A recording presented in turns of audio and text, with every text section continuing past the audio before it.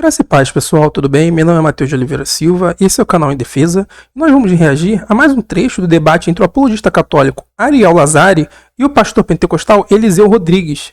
E vamos ver um argumento que o Ariel usa para poder defender que a prostração diante de imagens não é idolatria. Ele utiliza como argumento justamente Josué capítulo 5, do versículo 13 ao 15, mais especificamente o versículo 14, onde ele diz, olha, em Josué, no versículo 14, ele vê o anjo que diz que é um príncipe do exército do Senhor, e ele pergunta para o anjo se ele é um dos inimigos ou ele é um dos nossos, e aí sim ele se apresenta como eu sou o anjo do exército do Senhor, como Melech Elohim, o anjo do Senhor. Então Josué se prostra, e o argumento do Ariel é, bom, se ele se prostra a um anjo que é uma criatura, logo toda prostração não é idolatria, ok? E o debate aqui, e o meu ponto que eu quero trazer, não é se toda prostração é idolatria, mas vamos analisar se aquele anjo que aparece para Josué no seu capítulo 5 é realmente um anjo qualquer. Porque o Ariel Lazari, quando ele utiliza esse argumento, ele está partindo do pressuposto que ali é um anjo comum, ou uma criatura, ou um anjo de um grau mais elevado. Será que é isso mesmo? Vamos analisar a argumentação. Ou Josué, lá no capítulo 5, se prostra diante do anjo. Inclusive, algumas traduções protestantes trazem que o adorou. E a gente sabe que não, se a gente pegar no hebraico, é Ishtahu. Vou voltar só um pouquinho para vocês terem fim de contexto. No capítulo 3, Jacó pode ser tratado sempre como de uma imagem, né? Ou se, o problema, pastor, é que se prostrar diante de uma imagem, né? Ou se o fato de se prostrar não pode ser tratado sempre como idolatria. Porque como vimos aqui, lá em Gênesis 33, Jacó se prostrando 7 vezes diante do seu irmão. Ou Josué, lá no capítulo 5, se prostra diante do anjo. Inclusive, algumas traduções protestantes trazem que o adorou. E a gente sabe que não, se a gente pegar no hebraico, é Ishtahu. Ou seja, ele se prostrou. Ele falou que eu posso interromper. Diante... Então, percebam, o primeiro argumento dele é que as traduções protestantes erram ao colocar adorou ali, quando Josué, além de se prostrar, também o adora. Ele fala que o termo ali é Ishtahu, ou seja, prostração. E ele acusa nossas traduções de possuir um viés. Será que é somente as traduções protestantes? Eu entrei aqui, pessoal, justamente na editora Paulus, e eu fui na Bíblia online, que é a Bíblia que eles utilizam é a Bíblia Sagrada de edição pastoral, uma Bíblia católica, e fui justamente no capítulo 5 de Josué, do versículo 13 ao 14. Vamos ler a partir do 13 para fim de contexto. Estando perto de Jericó, Josué levantou os olhos e viu em pé diante de si um homem com espada desembainhada na mão. Josué se aproximou dele e perguntou, és a nosso favor ou a favor dos nossos inimigos? Versículo 14. Ele respondeu, eu sou o chefe do exército de Javé e acabo de chegar. Então Josué prostrou-se com o rosto por terra e o adorou. Ora, se a acusação é que as Bíblias protestantes colocam o adorou, as católicas também. Então, quando ele utiliza esse argumento, ele parte do pressuposto que as traduções de viés católico não utilizam esse mesmo termo, quando na verdade utilizam sim, como a gente viu aqui na Bíblia Sagrada, edição pastoral da editora Paulus aqui, tá, pessoal? Vamos continuar. Do anjo. Agora é mais livre, né, entre a gente. Se prostrar não fosse idolatria, Misael, Ananias e Azarias se prostraria perante a imagem de Nabucodonosor. Aí é que tá. Algumas prostrações são idolatria. Se fosse idolatria, Jesus se prostraria diante de Satanás em Mateus capítulo 4. Você está dizendo que toda prostração é pecado, idolatria. Quando você citou Jacó e Esaú, eles não estão no ambiente de culto e ninguém exigiu culto ao outro. Agora, Daniel 3 é culto, Mateus 4 é culto. Então vamos lá para Josué capítulo 5, então, no versículo 14, para a gente ver que inclusive, em um contexto como esse, prostração não significaria idolatria. Nós temos aqui, no versículo 13 em diante, de Josué, capítulo 5. Sucedeu que, estando Josué ao pé de Jericó, levantou os olhos e olhou, e eis que viu em pé diante dele, um homem que tinha na mão uma espada nua. E chegou-se Josué a ele e disse-lhe, és tu dos nossos ou dos nossos inimigos? E disse ele, não, mas venho agora como príncipe do exército do Senhor. Então Josué se prostrou sobre seu rosto na terra, aí a tradução aqui diz e o adorou. Se a gente pegar o hebraico, né, é que ele iplu alpanav, então ele caiu sobre o seu rosto, veishtahu, e se prostrou na terra. E disse, que diz meu senhor seu servo? Então disse o príncipe do exército do Senhor a Josué, descalça os sapatos dos teus pés, porque o lugar em que estás é santo. E fez Josué assim. Bem, como o próprio anjo diz aqui no final, né, esse é um lugar sagrado e é então um ambiente de culto. E o que nós temos aqui é Josué se prostrando. Bora lá. Aqui prova que não é um anjo comum. Se anjo... O pastor Eliseu, ele vai responder até que bem, tá, a essa questão Ariel Lazari sobre não ser um anjo qualquer. E uns apontamentos que eu quero fazer, pessoal, é que a gente vai perceber alguns padrões narrativos muito interessantes entre o anjo do Senhor e Jeová no Antigo Testamento. Nós vamos perceber que esse anjo do Senhor, esse príncipe do exército do Senhor, esse Malach Elohim que aparece para Josué, ele se apresenta como alguém que tem uma espada flamejante. Em diversos textos do Antigo Testamento, Jeová é apresentado como alguém que possui uma espada, tá? Como alguém que possui uma espada.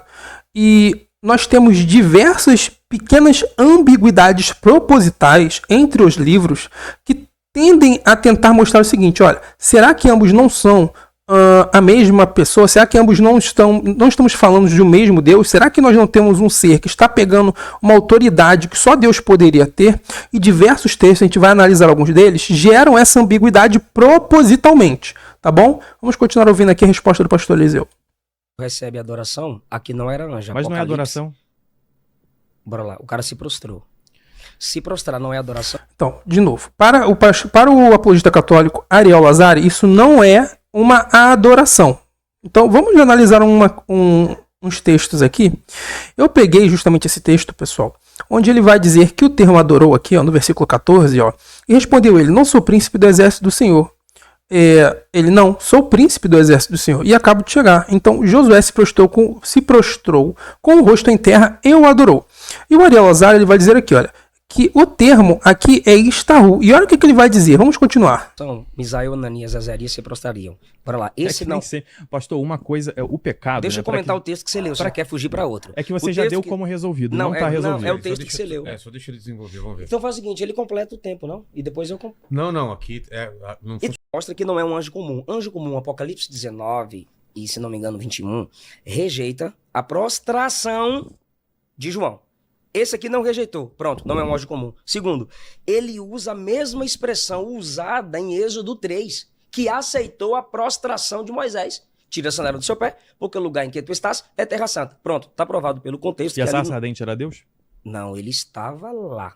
Ele se prostrou perante a manifestação divina ali. Deus estava ali. Deus se manifestou a Moisés na sarça. Diz Estevão, diz o texto que o Senhor se manifestou em glória. Então ali era o próprio Deus falando, o anjo do Senhor. Então se esse aqui recebeu prostração, completa e você continua. Não é um anjo comum. Segundo, a mesma ordem dada a Moisés em Êxodo 10, em Êxodo 3, pelo eu sou o que sou, foi dada aqui. Então não é um anjo comum. Logo ele recebeu a adoração porque não é um anjo. Você sabe que os judeus nunca tiveram problema com essa passagem, né? Não tem nenhum sábio judeu que comenta isso como se fosse uma adoração. Opa, e aqui, olha que interessante. Ele vai dizer que nenhum sábio judeu interpreta essa passagem como adoração. Será mesmo? Antes de tudo, pessoal, vamos fazer uma análise aqui. O pastor Eliseu, ele responde brilhantemente ao dizer que do mesmo jeito que o anjo pede para que ele tire a sandália dos pés, porque o lugar que estás é terra santa, ele faz um paralelo muito bom com Êxodo capítulo 3, onde o anjo do Senhor também aparece para Moisés e a partir dos versículos posteriores pede para que ele tire a sandália dos pés. Então o que o pastor Eliseu está dizendo é o seguinte, você percebe que aqui não é um anjo comum porque ele está criando um ambiente de culto do mesmo jeito que em Êxodo capítulo 3 você tem Deus e também que aparece primariamente como anjo do Senhor abordando aquele local como um local sagrado e como um ambiente de culto. Por que um ambiente de culto? Porque ele pede para tirar a sandália dos pés dizendo que ele é um local sagrado, logo é um ambiente de culto. E o termo para adorou aqui é realmente Istahu, pessoal. Então, nada mais é do que do hebraico shahá, no imperfeito, na terceira pessoa do singular. Então, será que esse termo aqui, ele não significa adorou, como o Ariel Lazari está querendo argumentar? E o Ariel Lazari acaba cometendo uma falácia da etimologia. Como assim falácia da etimologia? Ele está querendo engessar uma palavra que tem um campo grande. Mas será que essa palavra não significa adorar? Será que em outros campos ela não significa adorar? Se a gente vai para Êxodo, capítulo 23, do versículo 24, nós temos exatamente a mesma palavra, só que também no imperfeito, só que da segunda pessoa do singular, tstarravê, que o texto diz assim, não adorarás os seus deuses, nem lhes darás culto, nem lhe farás conforme as suas obras, antes as destruirás totalmente e despedaçarás de todas as suas colunas. Ora, nós temos um mandamento aqui para que não se adore outros deuses. Será que aqui não é realmente adorar? Então perceba que o Ariel Lazari, ele é alguém formado em hebraico, mas ele não faz exegese do hebraico. Gente, falar hebraico não é falar exegese do hebraico. Senão toda pessoa que falasse português seria especialista em português. Uma coisa é uma pessoa que entende da língua, outra coisa é a pessoa que consegue, a partir dos termos, a partir de uma análise morfológica, a partir de uma análise morfossintática, extrair conexões entre orações, entre termos, entre prefixos, entre sufixos. E o Ariel, mencionar hebraico não é fazer exegese a partir do hebraico. Ele comete um erro ao querer engessar o termo Shahá, que naquele texto de Josué está Ishtahu, como se não significasse adoração. Sendo que esse termo é utilizado ao longo do Antigo Testamento como adoração, como em Êxodo 23, 24.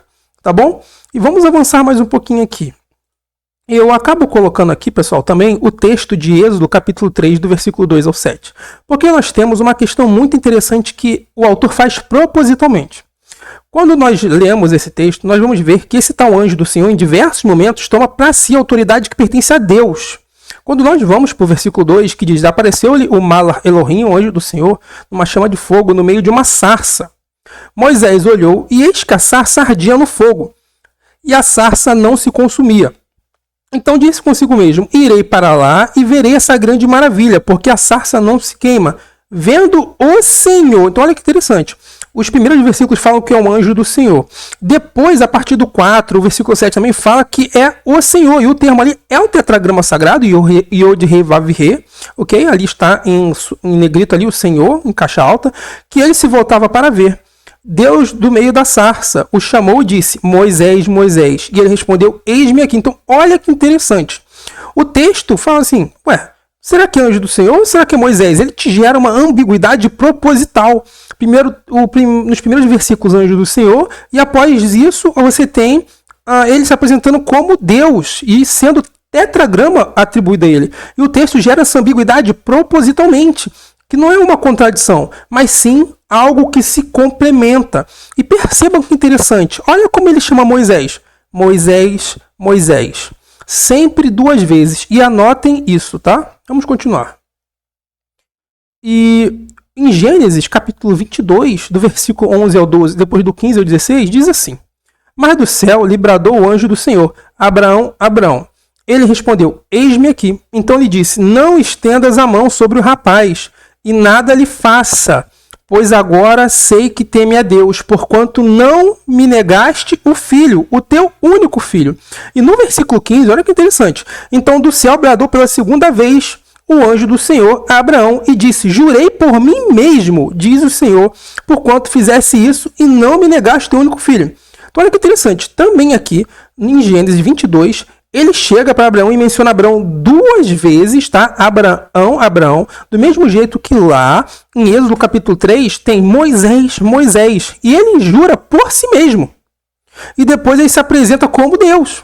Ele jura por si mesmo. Somente Deus pode jurar por si mesmo, porque ninguém pode jurar pelo nome do Senhor teu Deus em vão. Somente Deus pode jurar por ele mesmo, como diz lá em Hebreus.